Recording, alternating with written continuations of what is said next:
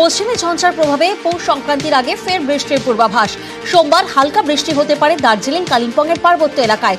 পশ্চিমী ঝঞ্ঝার জেরে পৌষ সংক্রান্তির আগে ঊর্ধ্বমুখী পারদ, তাই এখনই জাঁকিয়ে শীত নয়। কলকাতায় বেশ কিছুটা নামলো পারদ, কমলো দিন ও রাতের তাপমাত্রা। 2 থেকে 3 ডিগ্রি সেলসিয়াস নামলো পারদ। সর্বনিম্ন তাপমাত্রা 13.6 ডিগ্রি সেলসিয়াস। আপাতত 12 থেকে 13 ডিগ্রি সেলসিয়াসের ঘরে থাকবে কলকাতার তাপমাত্রা। সপ্তাহের শুরুতেই সামান্য বাড়তে পারে উষ্ণতা। পশ্চিমের জেলায় ক্রমশ নিম্নমুখী পারদ। পুরুলিয়ায় সর্বনিম্ন তাপমাত্রা 8 ডিগ্রি সেলসিয়াসের নিচে। ভোরের দিকে হালকা কুয়াশা থাকলেও বেলা বাড়তেই পরিষ্কার আকাশ। বাঁকুড়াতেও এক ধাক্কায় প্রায় 3 ডিগ্রি নামলো পারদ। সর্বনিম্ন তাপমাত্রা 12.3 ডিগ্রি সেলসিয়াস। জেলা জুড়ে শীতের চেনা ছবি। বাইকে এসে হামলা, ধাওয়া করে পয়েন্ট ব্ল্যাক রেঞ্জ থেকে পরপর গুলি। মালদার হেভিওয়েট তৃণমূল নেতা দুলাল সরকারকে খুনের ঘটনায় এবার পুলিশের জালে তৃণমূল নেতা নরেন্দ্রনাথ তিওয়ারি সহ 2। এই খুনে মাস্টারমাইন্ড নরেন্দ্রনাথ তিওয়ারি। মঙ্গলবার থানায় ডেকে রাতভর জিজ্ঞাসাবাদ শেষে গ্রেফতার। 2022 থেকেই দুলাল বনাম নরেন্দ্র গোষ্ঠীর গন্ডগোল। গ্রেফতার স্বপন শর্মা নামে আরও এক।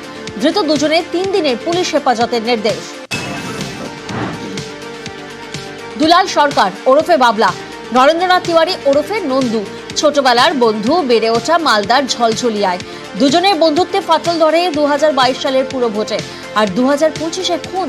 বাবলাকে খুনে গ্রেফতার নন্দু। খুনের জন্য 50 লক্ষ টাকা সুপারি দেওয়া হয়। সুপারি কিলারদের জোগাড় করেছিল স্বপন শর্মা, জানালেন এডিজি দক্ষিণবঙ্গ সুপ্রতিম সরকার।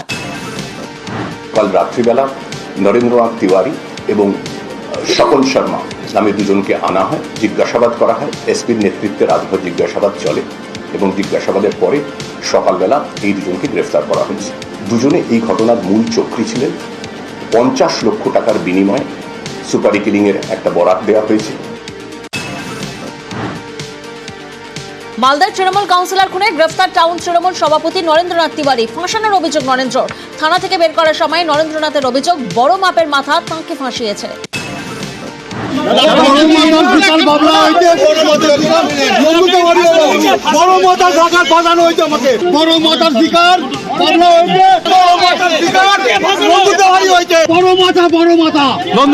আপনি কি চক্রান্তের শিকার? হ্যাঁ, চক্রান্তের শিকার। আপনি চক্রান্তের শিকার অবশ্যই। বড় মাথার শিকার, বড় মাথার শিকার, বড় মাথার শিকার বাংলা হয়েছে। বড় মাথার শিকার আপনি। ভুল করে সেদিন পাগলু গানটা গেয়েছিলেন। 14 বছর পর ভুল স্বীকার করলেন দেব। তখনও রাজনীতিতে পা রাখেননি, কিন্তু রাজনীতির মঞ্চে এসেই তৈরি করেছিলেন বিতর্ক। 2011-এ 21শে জুলাইয়ের মঞ্চে দেবের পাগলু গান গাওয়া নিয়ে বিতর্ক। 14 বছর পর সেই ঘটনার জন্য প্রকাশ্যেই ভুল স্বীকার করে নিলেন ঘাটালের তৃণমূল সাংসদ। 2011-তে শহীদ দিবসে আমি তখন একদমই নতুন, এখনই নতুন, তখন ভুল করে পাগলু গানটা গেয়েছিলাম। তখন বুঝিনি কে এই জায়গা, এই মঞ্চে, কারণ কিন্তু আমি সেদিন গাইনি, আমি এটা কোনদিন বলার সুযোগ পাইনি। হাজার হাজার লক্ষ লক্ষ মানুষ ছিলেন, তারাই পাগলু গানটা ধরেছিলেন, তারাই বলেছেন গানটা গাইতে। আজকে দাঁড়িয়ে বুঝতে পারি যে সত্যি যদি আরেকটু মন দিয়ে পড়াশোনাটা করতাম, সমাজে একটা ভালো মানুষ হতে পারতাম। পুলিশের জালে এবার পুলিশ কর্মীর বাবা। পাসপোর্ট জালিয়াতি চক্রে এবার রাজ্য পুলিশের এসটিএফ এর জালে পুলিশ কর্মীর বাবা। ধৃতের নাম সমীর দাস। তদন্তকারীদের দাবি, পাসপোর্ট জালিয়াতির পান্ডা সমরেশ বিশ্বাসকে জেরা করে সমীরের নাম সামনে আসে। মঙ্গলবার রাতে বারাসতের নবপল্লীর বাড়িতে হানা, গ্রেফতার, বাজেয়াপ্ত বেশ কয়েকটি আধার কার্ড। ছেলে পুলিশ বলে প্রভাব খাটিয়ে ভুয়ো আধার কার্ড তৈরি করতেন সমীর দাস। পরিবারের দাবি, মুদিখানার ব্যবসা করতেন সমীর দাস। পুলিশের জালে পুলিশ কর্মীর বাবা। তদন্তকারীদের নজরে পাসপোর্ট সেবা কেন্দ্রের ভেরিফাইং অফিসার এবং গ্র্যান্টিং অফিসারদের একাংশ। তাদের সম্পর্কে তথ্য পেতে রিজিওনাল অফিসে চিঠি।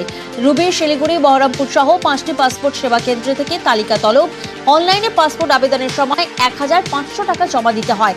যে যে অ্যাকাউন্ট থেকে টাকা ঢুকেছে তার তথ্য দেওয়া হয়েছে। বাংলা শস্য বীমা প্রকল্পের টাকা দেওয়া শুরু করল রাজ্য। বুধবার মুখ্যমন্ত্রী মমতা বন্দ্যোপাধ্যায় নিজেই এক্স হ্যান্ডেলে একথা জানিয়েছেন। মমতা লেখেন, বাংলা শস্য বীমা প্রকল্পের আওতায় তাঁরা বাংলার 9 লক্ষ কৃষককে সরাসরি তাঁদের ব্যাংক অ্যাকাউন্টের মাধ্যমে 350 কোটি টাকা আর্থিক সাহায্য দিতে শুরু করলেন। মুখ্যমন্ত্রী জানান, চলতি খরিফ মৌসুমে প্রতিকূল আবহাওয়ার কারণে যাঁরা ক্ষতিগ্রস্ত হয়েছেন সেই সব কৃষকের ব্যাংক অ্যাকাউন্টে টাকা ঢুকবে এবার। রাজ্যের টাকায় বাড়ি তৈরির প্রকল্পে এবার রাজ্যের নিজস্ব লোগো। আবাসে বরাদ্দ বন্ধ করে দিয়েছে কেন্দ্র, তাই গরিবদের পাকা বাড়ি তৈরির জন্য রাজ্য সরকারি টাকা দিচ্ছে। প্রকল্প বাংলার বাড়ি, বাংলার বাড়িতে এবার বাংলার লোগো। এই লোগো দ্রুত জেলায় জেলায় পাঠিয়ে দেবে নবান্ন। প্রধানমন্ত্রী গ্রামীণ আবাস যোজনার বাড়িতে কেন্দ্রের লোগো থাকে। রাজ্যের আবাসের টাকা পেলেন বিজেপি পঞ্চায়েত সদস্য। 1 দশক আগে প্রধানমন্ত্রী আবাস যোজনায় ঘরের আবেদন, কিন্তু দীর্ঘ অপেক্ষার পরও কৃষ্ণনগরে ঘর না মেলার অভিযোগ বিজেপি পঞ্চায়েত সদস্যের। অবশেষে মুখ্যমন্ত্রীর উদ্যোগে মিলল বাংলার বাড়ি, অ্যাকাউন্টে ঢুকেছে রাজ্যের আবাসের টাকা। পাকা ঘর তৈরির স্বপ্ন পূরণ হচ্ছে বিজেপি পরিচালিত ভীমপুর পঞ্চায়েতের সদস্য সৃষ্টিধর রায়ের। আমি হচ্ছি জনতা পার্টি একজন কর্মী, আমি পাওয়ার উপযুক্ত বলে আমি ঘরটা পেয়েছি। সরকার দিয়েছে ভালো, মোটামুটি খুব খুশি এখন থেকে। হ্যাঁ মোটামুটি ভালো লাগছে আর কি। আগে বেড়ার ঘর ছিল, এদিক ভাঙা ওদিক ভাঙা, শীতকালে খুব ঠান্ডা, বর্ষাকালে জল পড়তো। আমার দাদা বিজেপি করে, বিজেপির মেম্বার, তা সত্ত্বেও আমাদেরকে ঘর দিয়েছে, এতে আমরা খুব খুশি হই। ধন্যবাদ মুখ্যমন্ত্রী। সৃষ্টিধর রায় তিনি যখন আবেদন করেন সেটা করেছিলেন কিন্তু দিল্লির সরকারের কাছে। নরেন্দ্র মোদী সরকার বা কেন্দ্রের টাকা পেলেন না, তিনি টাকাটা পেলেন মুখ্যমন্ত্রী মমতা ব্যানার্জি রাজ্যসভা মামাটি মানুষের সরকারের টাকা। এবং এই টাকা পাওয়ার পরেই স্বভাবতই তিনি উল্লসিত, তিনি খুব খুশি। তিনি কিন্তু তার ভিতরের যে আনন্দ, ভিতরের যে যে খুশি, সেটা কিন্তু চেপে রাখতে পারেননি। সধবা পাচ্ছেন বিধবা ভাতা। নদিয়ার শান্তিপুরে চরম গাফিলতি স্থানীয় প্রশাসনের। অভিযোগ 2 বছর বিধবা ভাতা পাচ্ছেন শেফালি দে। লক্ষ্মীর ভাণ্ডারের বদলে বিধবা ভাতা পাচ্ছেন। টাকা নিয়ে ভাতা পাইয়ে দেন তৃণমূল নেতা। ভাতা বাবদ 24,000 পেয়েছেন শেফালি। জানাজানি হতেই ব্যবস্থার আশ্বাস বিডিওর। সেটা তো আমি জানতাম লক্ষ্মী ভাণ্ডার ঢুকছে, কিন্তু পরে তো আমি জানতে পারলাম যে ওটা আমার বিধবা ভাতা করে দিয়েছে। আমি লক্ষ্মী ভাণ্ডার পাইনি, সেই হিসাবে আমি লক্ষ্মী ভাণ্ডার করার জন্য জমা দিয়েছি কাগজপাতি। উত্তম হালদার বললো যে তুমি আমাকে 1000 টাকা দাও, আর পরে লক্ষ্মী ভাণ্ডার হয়ে যাওয়ার পরে আমাকে 2000 টাকা দিয়ে 3000 টাকা মানে মোট আমাকে দিতে হবে। খুঁজতে খুঁজতে দেখলাম যে আমার অফিসের কিছু কর্মচারী ওটার সঙ্গে যুক্ত। থেকে 2-3 বছর আগে যখন বার্ধক্য ভাতার এন্ট্রি হয়েছিল, তখন সঠিক মানুষের আধার কার্ড বা সঠিক মানুষের ব্যাংক অ্যাকাউন্ট সেখানে এন্ট্রি করা হয়নি। এটা ইচ্ছাকৃত অন্যায়, এটা একটা দুর্নীতি চক্রও বলতে পারে। সে প্রকৃত একজন লক্ষ্মীর ভাণ্ডারের বেনিফিশিয়ারি এবং তিনি সধবা, অর্থাৎ ওগুলো টাকা উনি ফেরত দিতে পারেন না, তিনি পারবেন না, সেটার ব্যবস্থা আছে। কিন্তু তার আগে উনি যদি প্রকৃতি দোষী না হন, পেছনে যে দোষী মানুষগুলো। সোদপুরে প্রমোটারের কাছ থেকে তোলাবাজির অভিযোগ, 3 জনকে গ্রেফতার খড়দা থানার। পানিহাটি পুরসভার 3 নম্বর ওয়ার্ড এলাকায় প্রমোটারের কাছ থেকে তোলাবাজির অভিযোগ, 3 দুষ্কৃতীর বিরুদ্ধে। টাকা না দেওয়ায় প্রাণনাশের হুমকির অভিযোগ। এরপরই খড়দা থানার দ্বারস্থ হন প্রমোটার। তাঁর অভিযোগের ভিত্তিতে গ্রেফতার 3। বসিরহাট টাকি রোডে মর্মান্তিক দুর্ঘটনা। কলেজ পড়ায় গাড়ির সামনে পিছনে ট্রাকের ধাক্কা। গাড়িতে থাকা 2 জনের অবস্থা খুবই আশঙ্কাজনক।